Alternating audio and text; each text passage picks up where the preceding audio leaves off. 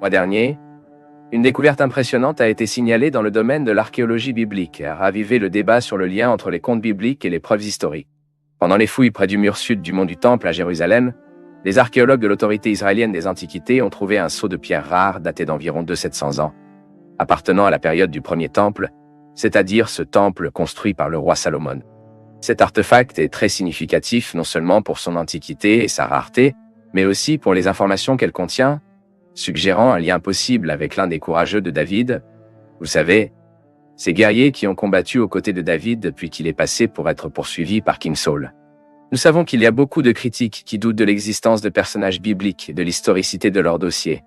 Et chaque fois qu'une découverte qui peut faire la lumière sur ces faits surgit, elle finit par exciter l'intérêt des gens.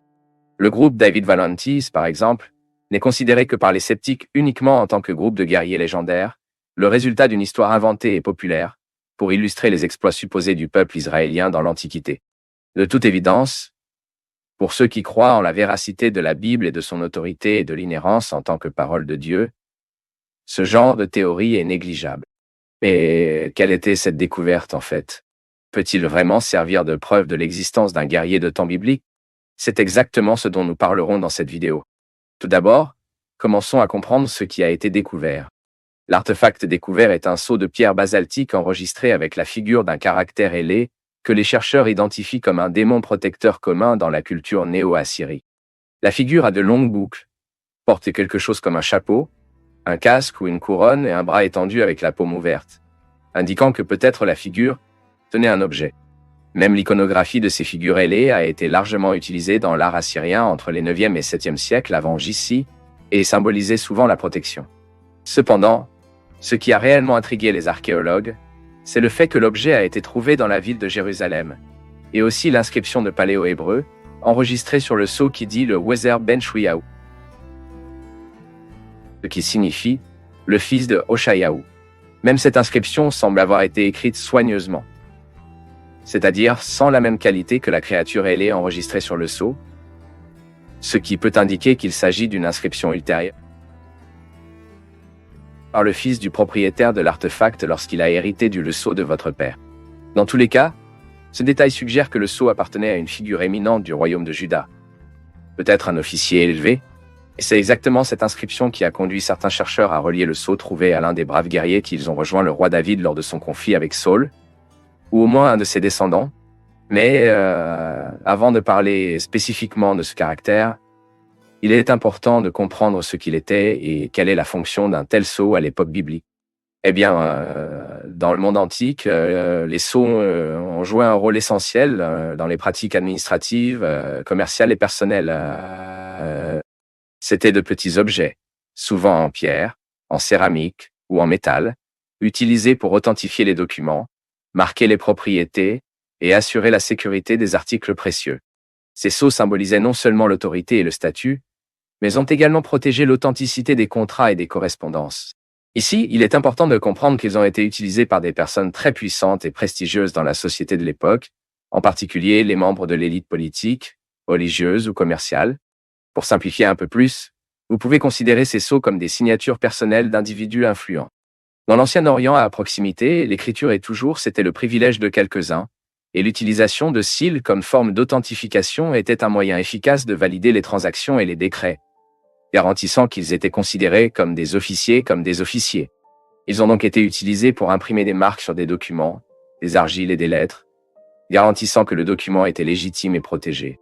Cependant, en plus d'être un instrument pratique de contrôle administratif, les sceaux ont souvent assumé les fonctions symboliques et spirituelles.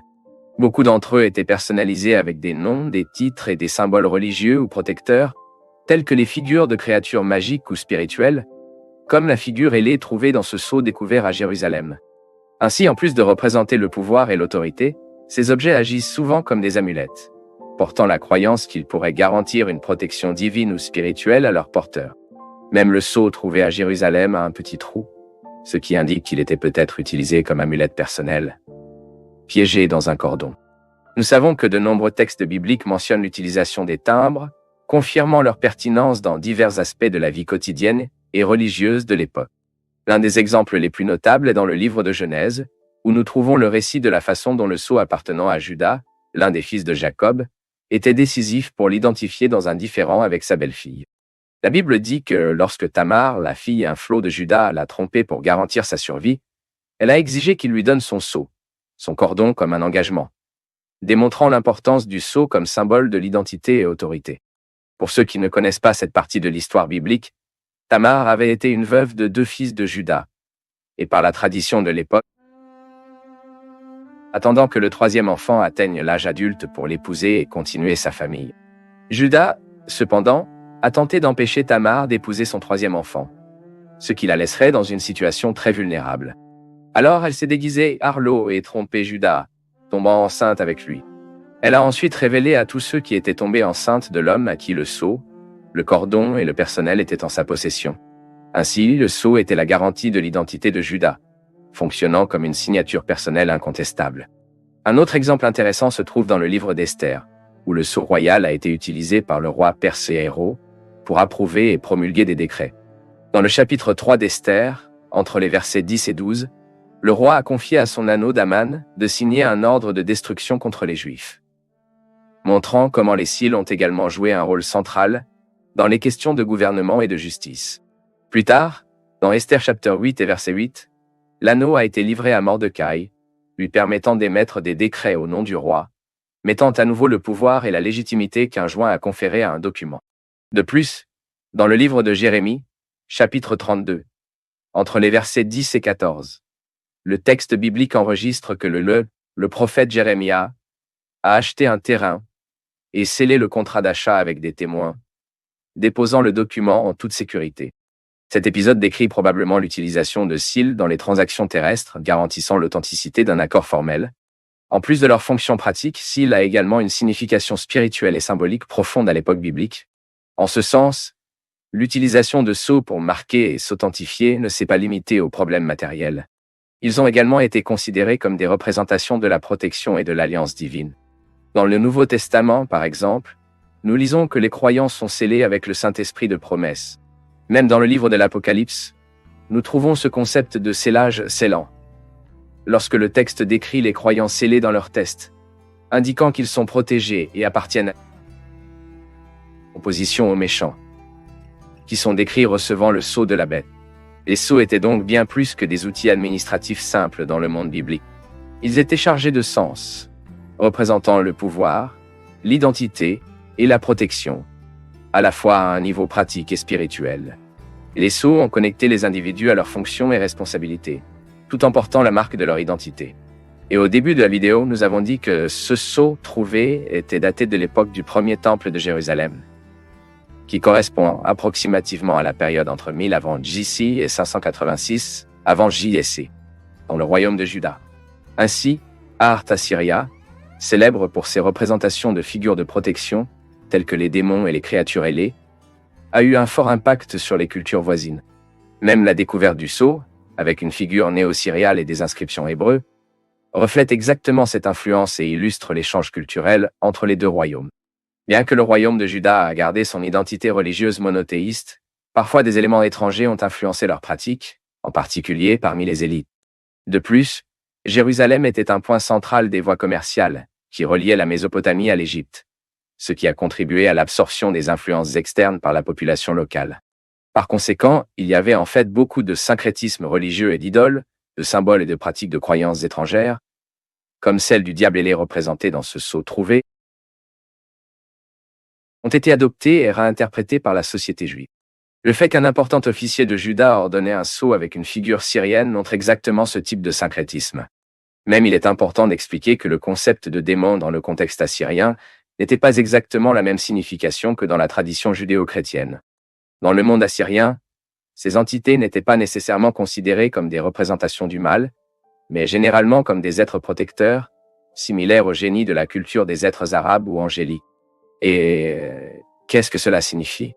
Cela signifie que lorsque les nouvelles mentionnent qu'un sceau a été trouvé appartenant à une auto-officielle de Juda de l'époque biblique et que la figure d'un démon ailé est enregistrée, cela ne signifie pas que cet officier portait un symbole d'un ange tombé ou d'un démon du concept judéo-chrétien.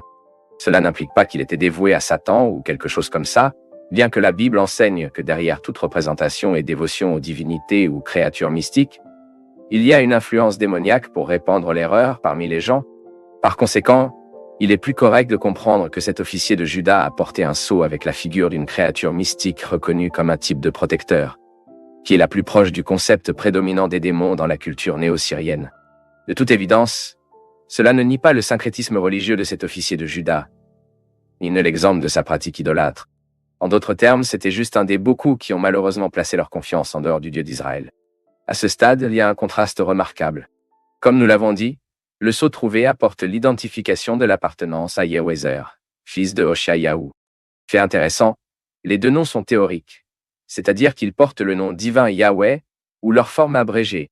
Le nom Yehuezer, par exemple, peut être traduit par Dieu et l'aide ou le Seigneur aide. Déjà, le nom Hoshayahu peut être traduit par Yahou et ou sauvé. Par conséquent, les deux noms expriment la confiance dans l'aide du Seigneur et soulignent l'idée du salut divin. Mais ironiquement, ces deux individus, qui ont apporté leur propre nom, un témoignage des grands actes de rédemption du Dieu qui est vraiment digne de confiance, a également porté une amulette protectrice avec la figure d'une créature mystique. Compte tenu de l'endroit où le sceau a été trouvé, ces gens étaient voisins du temple du Seigneur à Jérusalem.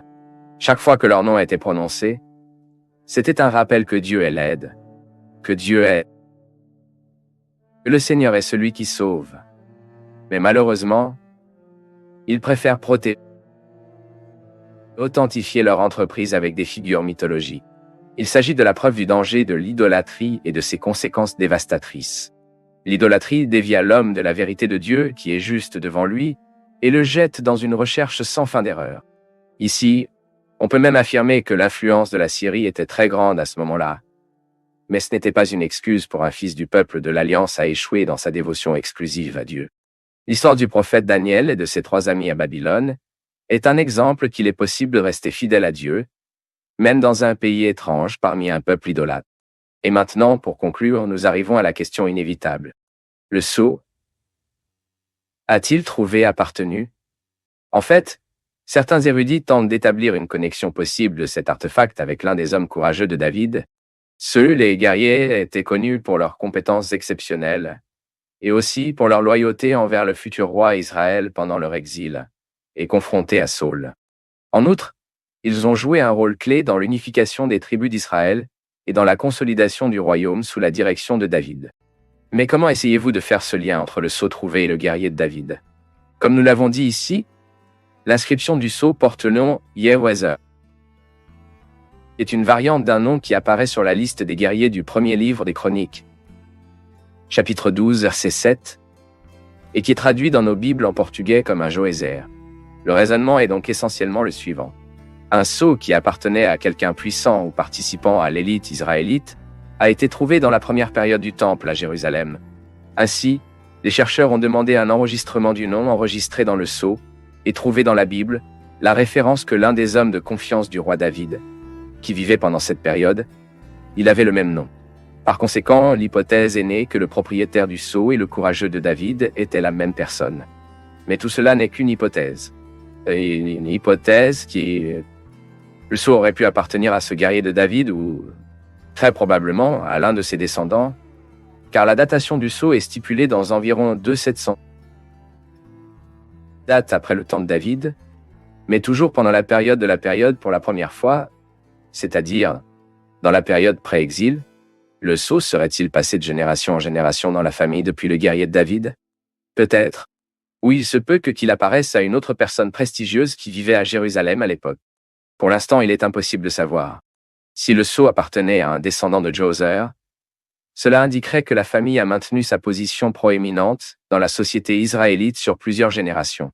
Ce qui est connu avec certitude, c'est que l'emplacement du sceau, près du temple de Mondo, un endroit d'une grande importance religieuse et administrative, il suggère que le propriétaire de l'artefact était une figure influente. Dans tous les cas, la découverte du sceau était vraiment très importante du point de vue archéologique. Bien que cela ne prouve rien de spécifique à l'existence de l'un des courageux de David, cette constatation contribue à la compréhension de la vie dans la société israélienne pendant la période biblique et prouve les tensions religieuses constantes que les gens ont vécues sous l'influence des nations voisines.